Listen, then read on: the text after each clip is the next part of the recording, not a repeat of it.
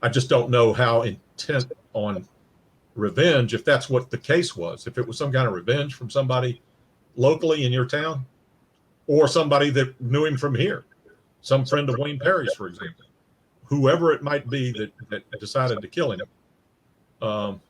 If it was revenge, the way to avoid being killed under those circumstances is just go and keep a low profile. And I don't think he was doing that.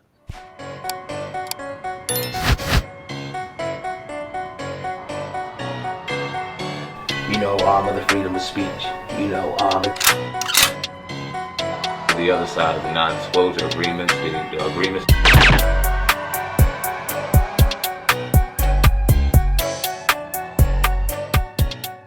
Martinez, take us back to what got him on the FBI's radar. Can you take us back to that and your first time, finding out who he was and investigating him?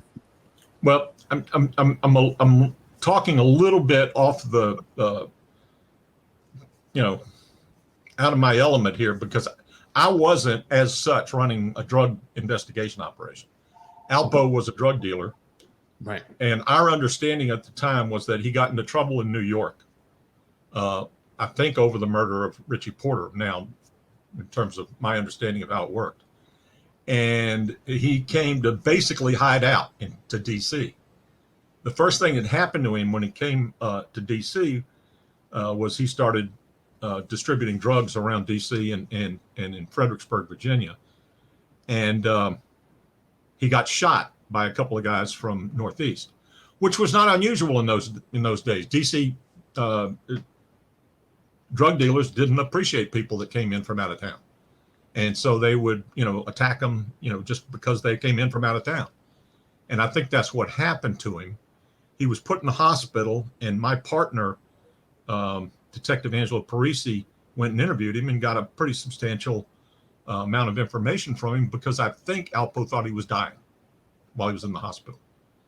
But then a couple of days passed where Angelo went and sort of discussed what he had found out from Alpo and determined that there was actually a case to be made, especially down in the Fredericksburg, Virginia area. And then when he went back to talk to him some more, by that point, he had been released from the hospital. And he was just in the wind. It's the simplest way to put it.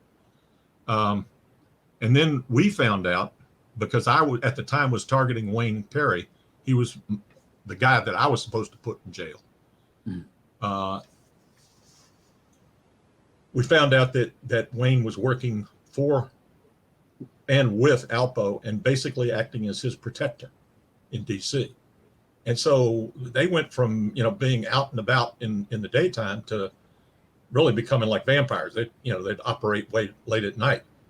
And so my problem at the time was Alpo had like 2 warrants for him, I think, out of New York. Maybe a kidnap warrant and maybe even the murder warrant. I'm not certain what it was, but I just needed to get him locked up, to get him out of the way, because he was basically interfering with my case. My guy wasn't acting the way he normally acted with Alpo there, and so I was kind of missing the boat on being able to put my case together. And luckily, I had a good confidential source who was able to give me a location where Alpo was going to be on a particular day at a particular time. And Angelo and a team of guys that worked on the drug side of the case, Scott Yao and some other guys, they made the arrest and put Alpo in jail. And for me, that was kind of like the end of it, because we never believed that he was ever going to cooperate. Right.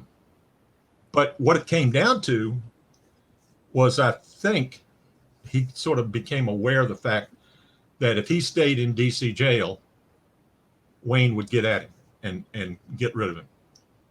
And I think he also realized that if he accepted the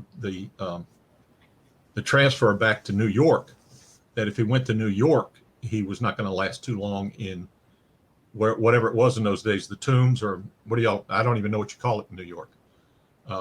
Right. And so the thing that he made a decision to do was to plead guilty to the Virginia case. And we then incarcerated him over in Virginia.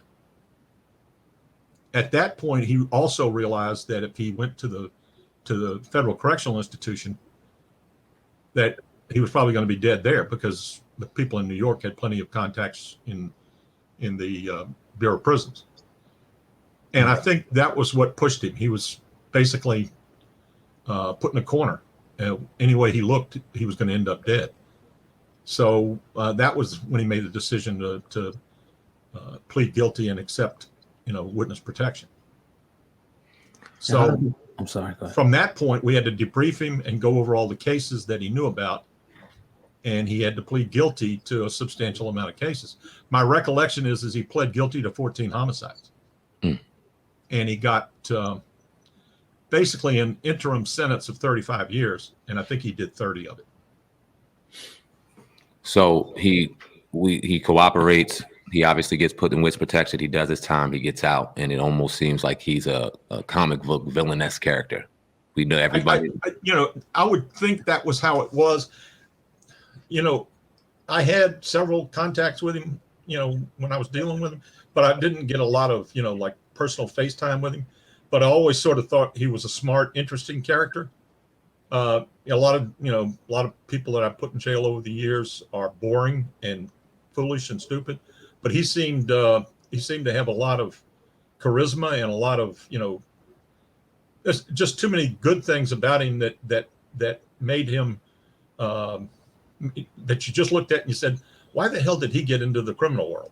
He could have done almost anything, especially, just with a personality like he had. He could have, he could have sold the Brooklyn Bridge to anybody that wanted to buy it. But the bottom line to that was that when you see somebody like that and they've made the decision to live the life that he did, and I'm sure it had to do with the money and the resources that he got from dealing drugs, but you just feel bad for him. But on the other hand, I had an important function to do. I had to get rid of who I thought was the beast of DC. I mean, from my viewpoint, Wayne Perry made Alpo seem mild in terms of, the stuff that was going on around him and how he did what he did. And so for us to use the information that Alpo gave us, that made a lot of sense. I mean, sometimes you have to make a deal with the devil in order to get a worse devil. And that's kind of what we did. So the Witness Protection Program, I guess they call it WITSEC for short.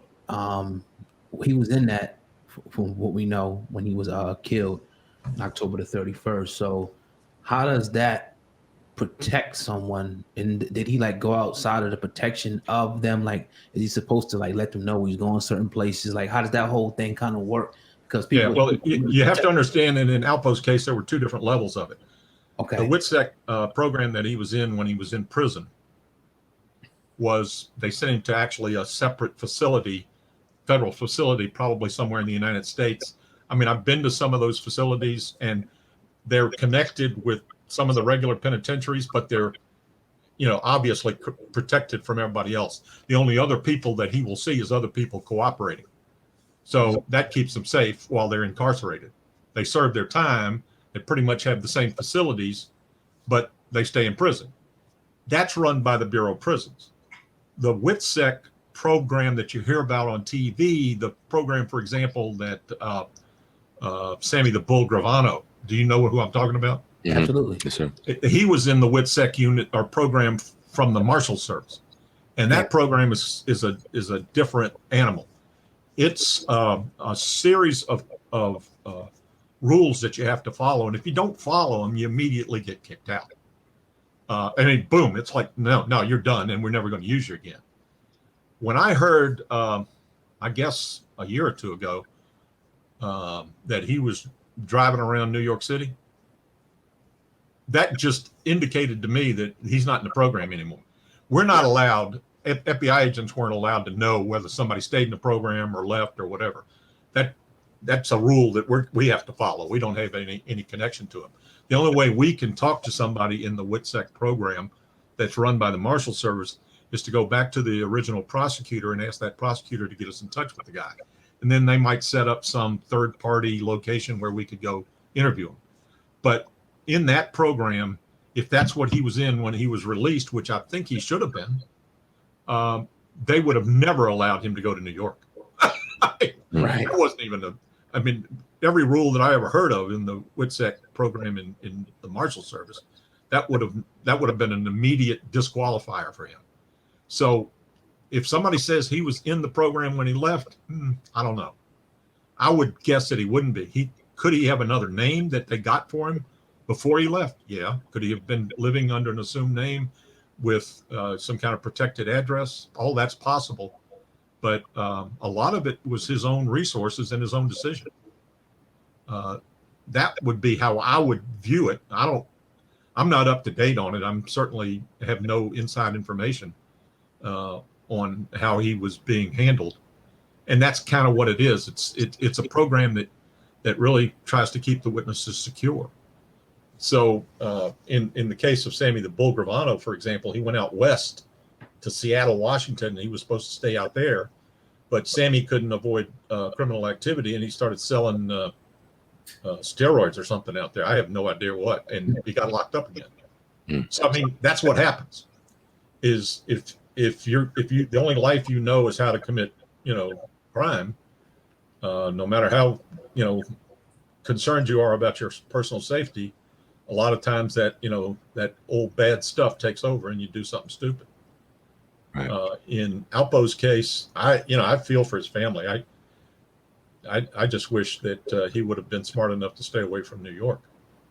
I think he would have probably survived then. But if I just don't know how intent on revenge, if that's what the case was, if it was some kind of revenge from somebody locally in your town, or somebody that knew him from here, some friend of Wayne Perry's, for example, whoever it might be that decided to kill him. If it was revenge, the way to avoid being killed under those circumstances is just go and keep a low profile. And I don't think he was doing that.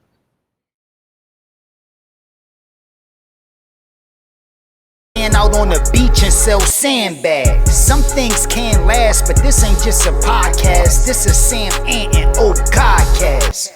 Hip hop uncensored is the vibe, so subscribe. Hip hop uncensored is the vibe, so subscribe. Oh God, driving Sam Ant riding passenger side, and you heard it out the mouth of the greatest rapper alive. Hip hop uncensored is the vibe, so subscribe. Hip hop uncensored is the vibe, so subscribe. Oh God, driving Sam Ant riding passenger side, and you heard it out the mouth of the greatest rapper alive. Go gang.